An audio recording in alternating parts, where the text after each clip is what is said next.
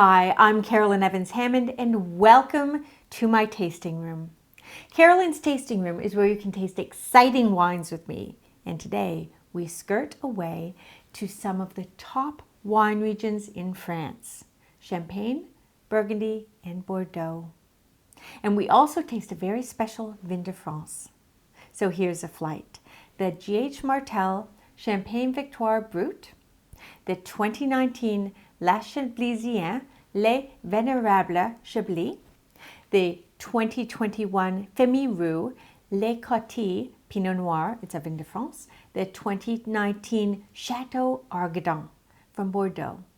So let's taste.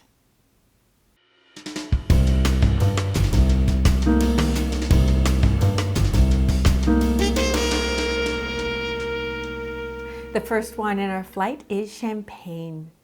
Now this is a lovely wine. It's one I really like because it's quite traditional. So pour yourself a glass and let's taste. It's of course Victoire Brut. So in the glass, notice the color. It's not too pale. You've got a little bit of, to me it looks like sunlit straw. So it's not golden, it's more like a straw hue. Very pretty. And you'll also notice the bubbles are very tiny. In Champagne, they really treasure tiny bubbles because it creates a little mousse-like texture in the mouth. It's very elegant. Love that. I'm going to pour a little bit more because I don't think I poured enough. Yeah, so there we have it. So love that. You can notice the bubbles. You can notice it's clear and bright, and the color, and on the nose. Now that's what I'm talking about the classicism. A really classic Champagne blend is Chardonnay for elegance, Pinot Noir for power, and Pinot Meunier for finesse. This wine has all three of those grape varieties in it in varying proportions. I think it's about half Pinot Noir. So you're getting a lot of power. We're going to look for all of those things on the palate. But on the nose, baked apple, baking spices, maybe a little bit of nutmeg perhaps.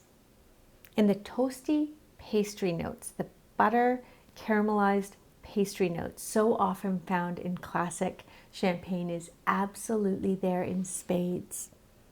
It's wonderfully aromatic, very pure, very chiseled aromatics. And I love that because that's a mark of quality. So enticed? I know I am. So have a sip with me.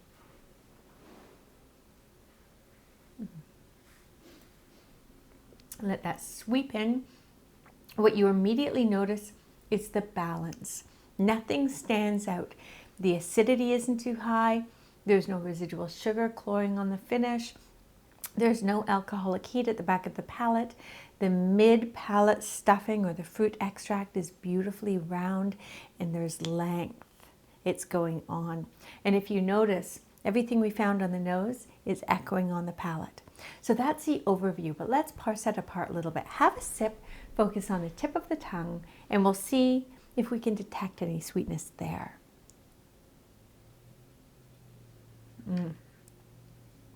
Notice that? You didn't notice it before, I bet.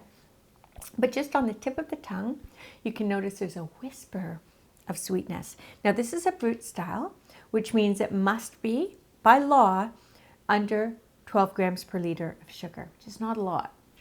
This has 10, so it's quite a dry expression, Brut, but you can detect that residual sugar on the tongue, just on the very tip if you focus there. Have another sip. Let's focus on the sides of the palate, so let it wash back, and that's where we can best detect acidity.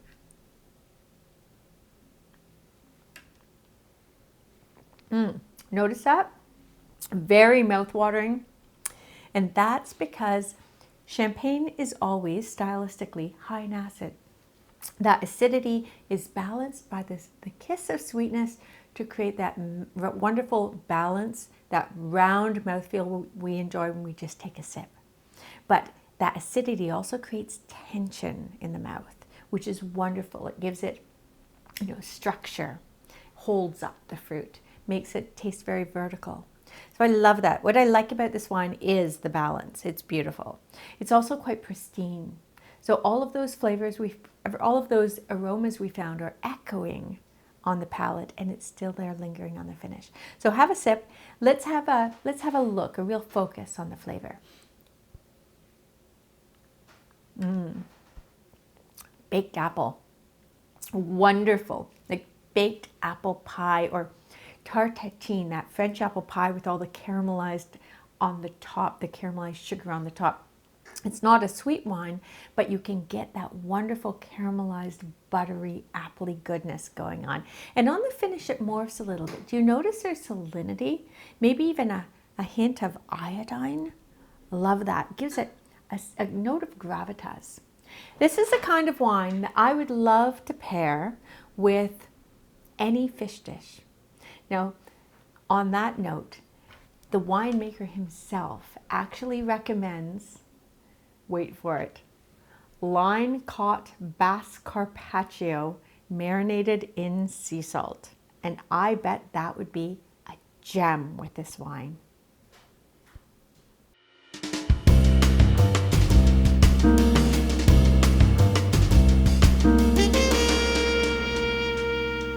The second wine in our flight is Chablis. Now, Chablis is a style, it's pure Chardonnay, but it's made to taste sort of very steely and crisp and refreshing. It's a cool climate Chardonnay, and importantly, it always smells like wet stones. And that's because it's grown in a very special kind of soil called Kimmeridgian clay. And that soil is actually, fossilized oyster shells and fossilized marine animals that go back millions of years and impart their very special character to the wine. So we'll be looking for that on the nose and palate, and it really is the charm of the wine. So in the glass, notice how clear and bright it is. Beautifully clear and bright. Fantastic, which you'd expect. It's also got some color, a little bit, again, I'd say straw more than golden. Wouldn't you agree? I think so. So swirl it and have a sniff. Now this is from old vine, so we should get some intensity going on. On the nose, could that be anything other than wet stones? I don't think so. This is pure textbook Chablis. You get that, you don't get that nose anywhere else in the world. I love that. So wet stones, but there's also sort of crushed oyster shell, a salinity there that's articulate. And if you do want fruit, you can kind of quietly pick up maybe lemon zest or something, but it's understated. The minerality is the charm here, which you'd expect with Chablis. So have a sip. We're going to just let it wash in like we did with the champagne.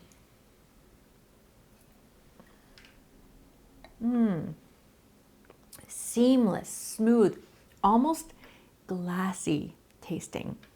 That glossiness is a testament to impeccable balance. Balance being the most important element in a wine. Everything hangs together beautifully, but let's sip again, focus on the tip of the tongue to see if it's dry or sweet.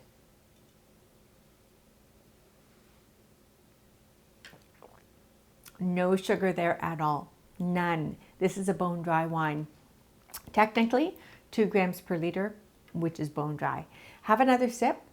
Focus on the sides of the palate and let's detect the acidity.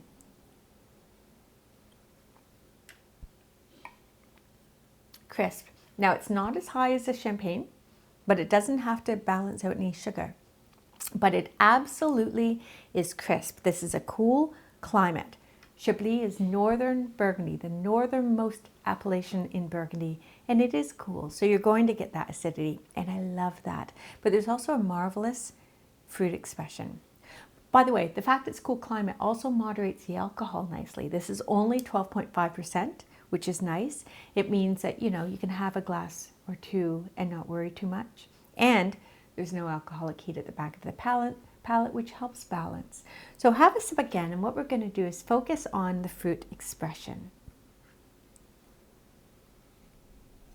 The texture is marvelous. Again, not fruit. This wine is really not about fruit. I mean, yes, there's extract, but it's about minerals. The fruit expression is sort of backstage. So yeah, you're getting a little bit of citrus. You're getting that sort of, apple, that citrus and apple are sort of the two characteristics usually found or always found in Chardonnay. But it's, it's backstage. It's wet stones here. It's salinity. It's vinosity. So this is a winey wine. This is the kind of wine that connoisseurs love for good reason. And if you notice, it's still there on the finish. This is the kind of wine that's, amazing with seafood as well. Raw oysters, yes. Lobster ravioli is my favorite, especially with a good brown butter.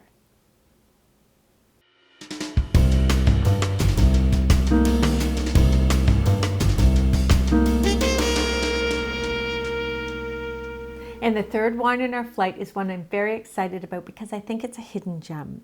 It's a vin de France, which means the fruit can come from anywhere in France, but in that category you can find total fines, which I think this is. So pour yourself a glass and look at the color. The color is clear, it's bright, it's relatively transparent because it is Pinot Noir. Pinot Noir has thin skin, so it's not going to impart a great deal of color, and yet there is enough color here to suggest concentration, which suggests quality. So love that. It's clear, it's bright. Give it a swirl. I love the nose. Are you getting violets and white pepper? Maybe cranberry, like dried cranberry? And an earthiness. There's absolutely an earthiness that is a hallmark of good quality Pinot Noir from France. So have a sip and let's just let it sweep in and see what it's like.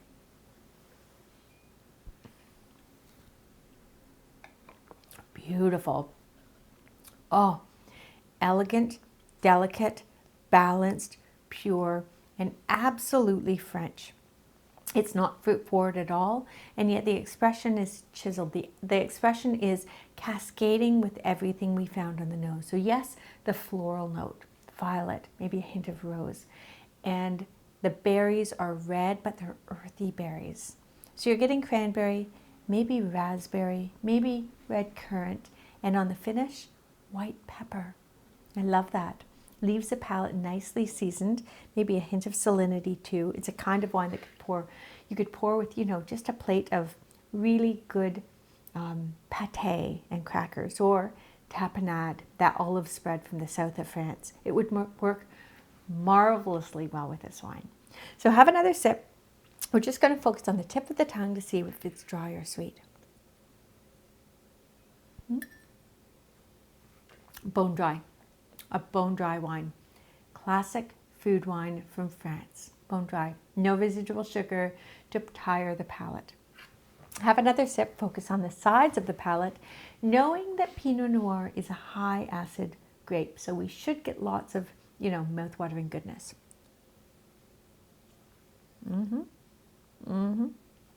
For sure. But the reason you don't notice when it just sweeps in is because there's lovely stuffing mid-palate. Wonderful fruit concentration, gives it a density, gives it a purity, and it completely cloaks the alcohol. The alcohol here is, it is 13% alcohol, which is, a medium-bodied wine, but there's no heat at the back of the palate because you have great concentration. So you've got complexity, you've got concentration, you've got length, all in a wine that's very affordable. Great wine.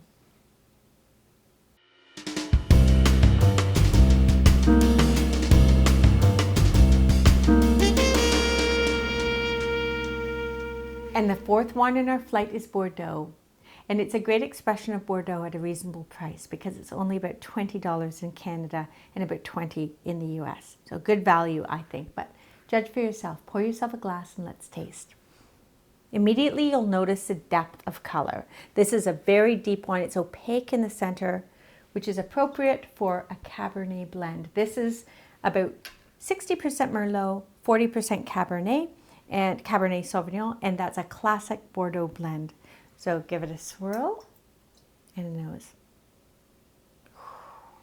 Heady. Cassis, yes. Black cherry.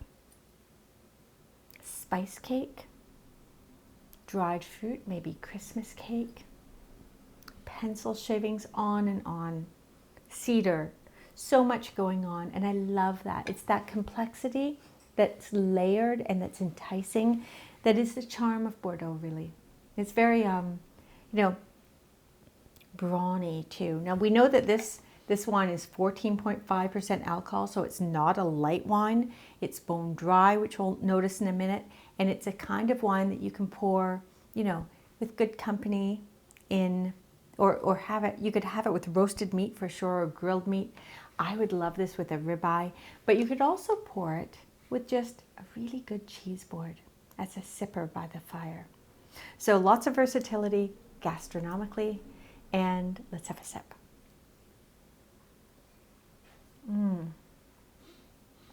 Isn't that beautiful?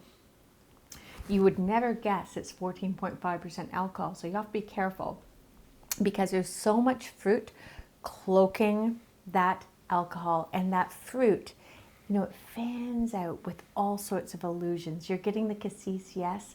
Do you notice the Christmas cake, the toasted tobacco, the cedar? So like graphite as well as shaved wood. Lots going on, and it lingers on the finish, which bridges to whatever you're going to serve with it. So there's lots going on. It's also bone dry. You have a sip, you notice no residual sugar. The acid doesn't stick out. It's just beautifully balancing the wonderful ripe fruit. And that fruit is not too forward. We're not in California here, we're in France. And in France, they value restraint in probably all things, but certainly in their wine. So I think this is a great value Bordeaux, and it certainly takes you to France.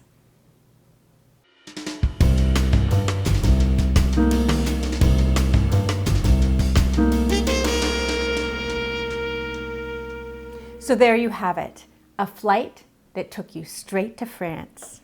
Wasn't it wonderful? And you can recreate that experience with just a corkscrew. Which wine did you like best? Let me know in the comments below, and don't forget to like and subscribe because I'm coming right back with another flight of delicious wines here on Carolyn's Tasting Room, so you can drink better and learn how.